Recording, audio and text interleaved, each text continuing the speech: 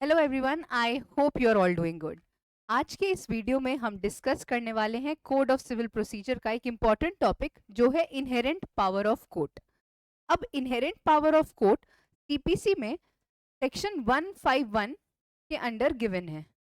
अब आपने देखा होगा कि सीआरपीसी भी इनहेरेंट पावर की बात करता है और वो इनहेरेंट पावर सेक्शन 482 में गिवन है। ठीक है, और सीपीसी में इनहेरेंट पावर्स का प्रोविजन है सेक्शन 151 में। अब दोनों ही इनहेरेंट पावर्स के पीछे जो रैशनल है वो एक ही है, that is to meet the ends of justice. लेकिन इन दोनों में फर्क क्या है? इन दोनों में फर्क ये है कि सीआरपीसी में जो इनहेरेंट पावर्स दी गई हैं वो एक्सक्लूसिवली सिर्फ और सिर्फ हाई कोर्ट के पास है। लेकिन जब हम बात सीपीसी की करते हैं तो सीपीसी में इनहेरेंट पावर हर सिविल कोर्ट के पास है। ठीक है, अब ये इनहेरेंट पावर क्या होती है उसको डिस्कस करने से पहले एक बार इन प्रोविजंस को देख लेते हैं। देखिए, सेक्शन 482 ऑफ सीआरपीसी बात करता है saving of inherent powers of high court. यहाँ पे एक्सप्लिसिटली हाई कोर्ट मेंशन्ड है। Whereas जब आप सेक्शन 151 ऑफ सीपीसी देखेंगे तो यहाँ लिखा है saving of inherent powers of court, यानी कि सिविल कोर्ट। तो यहाँ पे ये बाइफर्केशन नहीं दिया है। अब इनहेरेंट पावर्स होती क्या है? इनहेरेंट पावर, जैसे कि हर कोर्ट के पास बहुत सी ऐसी पावर्स हैं, लेकिन फिर भी उन्हें इनहेरेंट पावर्स जो कि अलग से दी गई हैं वो क्या होती हैं? अब इनहेरेंट पावर का मतलब ऐसी पावर्स जो कि कोर्ट में फंडामेंटली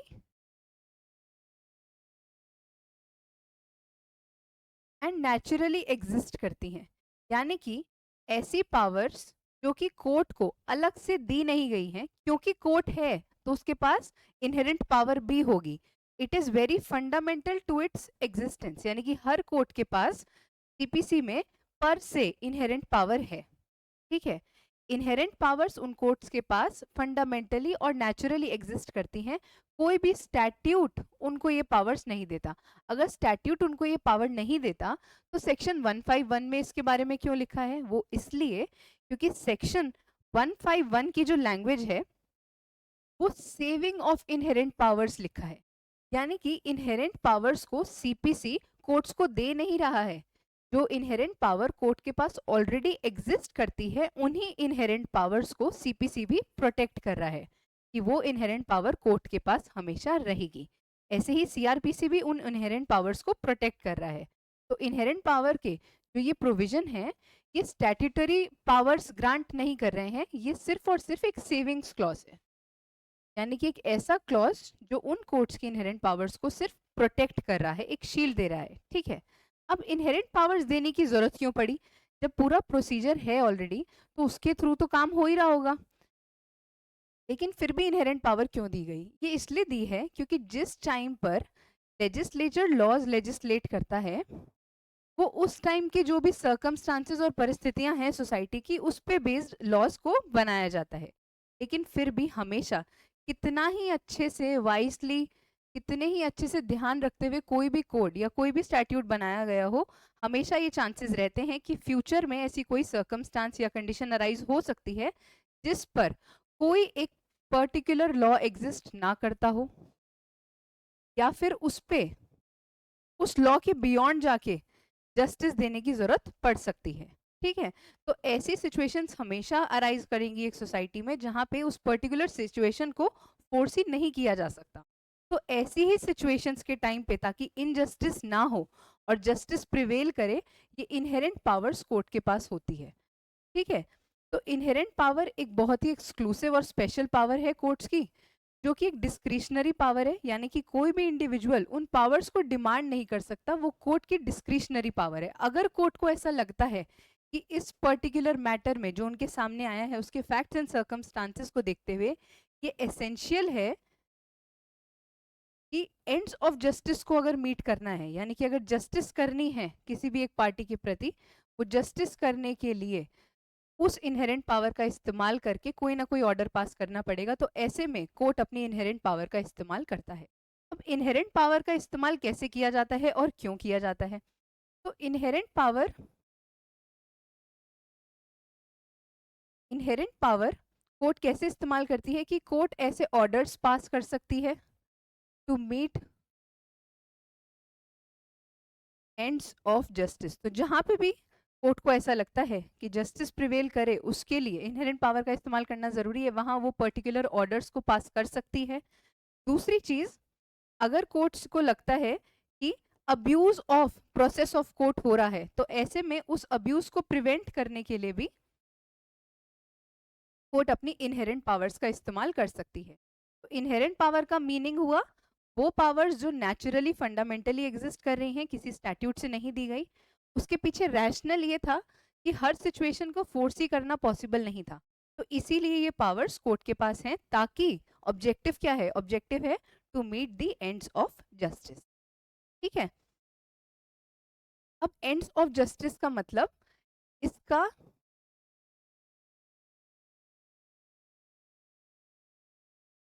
सेक्शन 151 के अंदर जो ये पावर्स दी गई हैं, इन पावर्स का जो एम्बिट है ना, वो बहुत ही ब्रॉड है, क्योंकि जो रीजन है इनहेरेंट पावर्स को देने के पीछे वो है to meet the ends of justice, और ये अपने आप में ही एक बहुत ब्रॉड फेज है। ठीक है, तो इसमें बहुत सारी चीजें इंक्लूड हो सकती हैं, लेकिन फिर भी क्या क्या इसमें इंक्लूड नहीं होता, इनहेरेंट पावर का इस्तेमाल करके कोर्ट क्या क्या नहीं कर सकता, यानी कि इस पे क्या क्या लिमिटेशन है। तो लिमिटेशन नंबर 1 तो यही है कि जो चीजें कोड में एक्सप्लिसिटली और क्लियरली लेजिस्लेचर के द्वारा लिखी गई हैं, उसको इनहेरेंट पावर का इस्तेमाल करके ओवरराइड नहीं किया जा सकता। ठीक है, ये तो बहुत ही ज्यादा लॉजिकल है। अगर इनहेरेंट पावर से हर चीज को ही ओवरराइड करना अलाउ कर दिया जाए, तो ऐसे में तो लेजिस्लेचर का लेजिस्लेट करने का कोई फायदा ही नहीं होगा। इसलिए इनहेरेंट पावर का इस्तेमाल करके जो कोड में चीजें ऑलरेडी एक्सप्लिसिटली क्लियरली मेंशन्ड है, उनको ओवरराइड नहीं किया जा सकता। सेकेंडली, कोड जिन चीजों को प्रोहिबिट करता है, जिन चीजों को कोड प्रोहिबिट करता है, उन चीजों को अलाउ नहीं किया जा सकता इनहेरेंट पावर का इस्तेमाल करके। फॉर एग्जाम्पल, वो सूट्स जो कि बार्ड होते हैं बाय रेस जुडिकाटा, तो उनको ऐसा नहीं है कि इनहेरेंट पावर लगा के बोल दिया जाए कि ठीक है इस पे रेस जुडिकाटा अप्लाई नहीं होगा, तो ऐसा नहीं किया जा सकता। तो इसकी लिमिटेशन यही है कि इनहेरेंट पावर का इस्तेमाल सिर्फ और सिर्फ तब किया जाएगा जब एसेंशियल हो to meet ends of justice, और कोई अदर तरीका अवेलेबल, ऑल्टरनेटिव अवेलेबल ना हो। ठीक है, तो टाइम एंड देन आपने देखा होगा कि कोर्ट अपनी इनहेरेंट पावर का इस्तेमाल करके बहुत बार ऐसे डिसीजंस देती है जो कि एंड्स ऑफ जस्टिस को मीट करने के लिए जरूरी है। तो अब इसी पे बेस्ड एक इंपॉर्टेंट केस लॉ है, जो कि है महंत रामदास वर्सेस महंत गंगादास 1961 सुप्रीम कोर्ट। अब ये केस जो है, ये बात करेगा अभी कोर्ट फी के मैटर की। तो ये जो इशू की जिस पे बात करेगा वो ये करेगा कि क्या कोर्ट फी अगर कोई इंसान टाइम पे नहीं देता, तो क्या इनहेरेंट पावर का इस्तेमाल करके इस चीज को एक्सक्यूज किया जा सकता है। तो इस पर्टिकुलर केस के अंदर फैक्ट्स ये थे कि जो एपेलेंट हैं, उन्होंने जब सूट फाइल किया, तो आपको पता होगा कि जब भी हम एक सूट फाइल करते हैं तो उसके साथ एक मैंडेटरी कोर्ट फी होती है जो आपको देनी होती है। अगर आपने कोर्ट फी टाइमली सबमिट नहीं करी, तो ये ग्राउंड होता है कि आपका सूट डिसमिस हो सकता है। ठीक है, तो अब क्या होता है कि जो एपेलेंट है वो कोर्ट फी पे नहीं कर पाते हैं, due to financial restraints court fee नहीं पे कर पाते, और इसी के साथ इनको एक टाइम दिया जाता है, टाइम लिमिट, कि ठीक है आपको इस टाइम फ्रेम के विद इन उस कोर्ट फी को सबमिट करना होगा। ठीक है, तो इनको एक टाइम फ्रेम मिला इतना, इसके दौरान इनको कोर्ट फी सबमिट करनी थी। अब इस दौरान ये कोर्ट फी को जुटाने के लिए बहुत सी चीजें की ट्राई करते हैं। ये मार्केट से लोन रेस करने की कोशिश करते हैं कि लोन मिल जाए, और इस दौरान ना इनकी तबीयत भी बहुत खराब हो जाती है। तो जो एपेलेंट थे ये बहुत बीमार होते हैं, उस दौरान ही ये कोशिश करते हैं कि मार्केट में लोन को रेस कर सके ताकि कोर्ट फी सबमिट करें। लेकिन उस समय मार्केट में बहुत रिसेशन चल रहा होता है, और ये necessary amount of court fees को जमा ही नहीं कर पाते। तो जो इनका टाइम पीरियड होता है वो एक्सपायर होने से जस्ट एक दिन पहले, जो इनके लिए लास्ट डेट हुई, उस दिन ये कोर्ट जाते हैं कि मुझे एक्सटेंशन दे दीजिए। तो जिस दिन ये जाते हैं, जो कि इनके लिए लास्ट डे है, एक्सपायर होने का लास्ट डे, उस दिन से ऑलरेडी कोर्ट की वेकेशन स्टार्ट हो चुकी होती है। ठीक है, तो कोर्ट तो वेकेशन पे है और इनका एक्सपायरी पीरियड अभी चल रहा है, और लास्ट डेट है जिस दिन ये जाते हैं कोर्ट। अब कोर्ट तो वेकेशन है, अब वेकेशन अगर चलता है तो ऐसा नहीं कि कोर्ट में कुछ होगा नहीं, उस टाइम पे वेकेशन जज होते हैं। ठीक है, तो ये वेकेशन जज के सामने लास्ट डे पे, जिस दिन एक्सपायर हो ही रहा होता है, उस दिन एक एप्लीकेशन मूव करते हैं। ठीक है। उस दिन ये एक एप्लीकेशन मूव करते हैं सेक्शन 148 में, जिसमें ये कोर्ट को ये डिमांड करते हैं, ये रिक्वेस्ट करते हैं कि कोर्ट या तो उनका ये जो टाइम पीरियड है कोर्ट फी देने का, इसको एक्सटेंड कर दें, थोड़ा लंबा कर दें, ठीक है, एक्सपैंड कर दिया जाए ये टाइम, या फिर अगर ये नहीं हो सकता तो 149 के अंदर कोर्ट इस कोर्ट फी के अमाउंट को थोड़ा सा रिड्यूस कर दें एपेलेंट की कंडीशन को देखते हुए। इन दोनों ही रिक्वेस्ट के ऊपर वेकेशन जज कोई रिप्लाई नहीं होता, ठीक है, और इसको डिसमिस कर देता है। अब क्या होता है कि ये टाइम पीरियड एक्सपायर हो जाता है, कोर्ट की वेकेशन ओवर हो जाती है। फिर जब कोर्ट दोबारा से बैठता है तब ये क्या करते हैं कि हाई कोर्ट जाते हैं और हाई कोर्ट में फिर से ये सेम चीज़ की डिमांड करते हैं। अब क्या होता है कि हाई कोर्ट ये बोलता है कि ऑलरेडी आपका जो टाइम पीरियड था टू पे कोर्ट फी वो एक्सपायर हो चुका है, और अगर आपको ऐसी कोई भी एप्लीकेशन फाइल करनी थी तो वो इस टाइम पीरियड के एक्सपायर होने से पहले होनी चाहिए थी, और अब मैं कोई भी डिसीजन अंडर सेक्शन 148 नहीं दे सकता हूँ जिससे कि आपका ये हेल्प हो सके।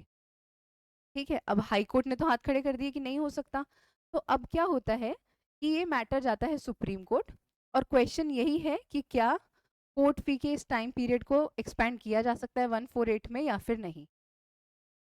तो सुप्रीम कोर्ट का क्या डिसीजन होता है? सुप्रीम कोर्ट का डिसीजन है कि हाई कोर्ट के पास सेक्शन 148 में as well as section 151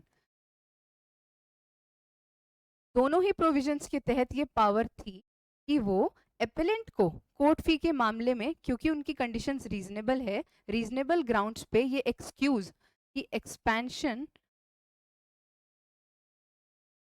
to पे कोर्ट फी ये ग्रांट कर सकते थे। ठीक है, कोर्ट ने बोला कि ये जो प्रोविजन दिया गया है ना कि लास्ट डे तक एक टाइम लिमिट दीजिए, उसके बाद अलाउ नहीं करिए, ये सिर्फ इसलिए दिया है ताकि लोग अवेयर रहें और टाइमली डिपॉजिट्स करें। लेकिन एक कोर्ट होने के नाते ये हमारी ड्यूटी बनती है दैट अगर कोई किसी भी पर्सन के पास कोई रीजनेबल ग्राउंड है और to meet the ends of justice उसकी सिचुएशंस कुछ ऐसी थी जिसकी वजह से वो नहीं पे कर पाया, तो हमारे पास 148 और 151 दोनों ही प्रोविजंस के तहत ये पावर है कि हम कोर्ट फी पे करने के टाइम को इजीली एक्सपेंड कर सकते हैं और अपनी इनहेरेंट पावर का इस्तेमाल किया जा सकता था, और सुप्रीम कोर्ट एपेलेंट को जो कोर्ट फी देने का टाइम था उसको एक्सपेंड कर देते।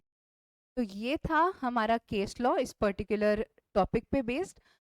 और एक और चीज़, अगर आपको सीपीसी सब्जेक्ट में सेमेस्टर एग्जाम्स में कुछ भी प्रॉब्लम आ रही है, दिक्कत हो रही है, तो आप हमारे लीगल पेडागोजी एप्लीकेशन पे एक हमने सब्जेक्ट का कोर्स रिकॉर्डेड लेक्चर के पे बेस्ड लॉन्च किया है, आप उसको देख सकते हैं। वो आपको सेमेस्टर एग्जाम्स में हेल्प करेगा, उसमें हर एक यूनिट को कवर किया गया है along with important case laws. ठीक है, मैंने सीपीसी में 71 के अराउंड स्कोर किया था, तो मैंने उसी एक्सपीरियंस पे बेस्ड कि क्या क्या टॉपिक्स इंपॉर्टेंट हैं, उनको पढ़ने के लिए क्या अप्रोच होनी चाहिए और आंसर राइटिंग का क्या तरीका होना चाहिए, उस पे बेस्ड उन वीडियोस को रिकॉर्ड करके एक कोर्स क्रिएट किया है। तो अगर आपको उसकी ज़रूरत है तो डिस्क्रिप्शन बॉक्स में उससे रिलेटेड डिटेल्स हमने मेंशन करी है, एंड आई होप इस वीडियो ने आपको हेल्प किया होगा। Thank you so much.